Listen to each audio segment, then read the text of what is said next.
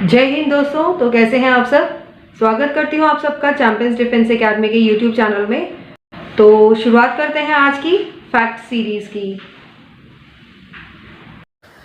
First Indian recipient of Oscar award. Oscar award के पहले भारतीय प्राप्तकर्ता Bhanu Athaiya.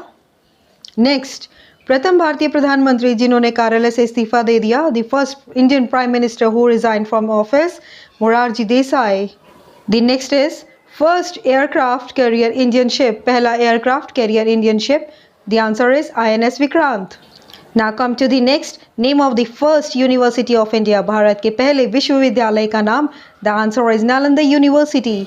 The next is India's first nuclear center. Bharat का पहला परमाणु केंद्र। The answer is Tarapur Power Atomic Center.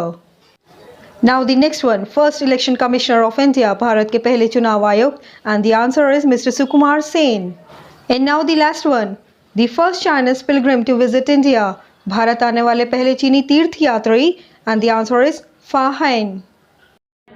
उम्मीद है आपको मेरी फैक्ट सीरीज अच्छी लग रही होंगी, और अगर अच्छी लगती हैं तो कमेंट सेक्शन में बताना बिल्कुल मत भूलिएगा। मिलते हैं फिर से नेक्स्ट सीरीज में। Thank you so much. Bye and take care.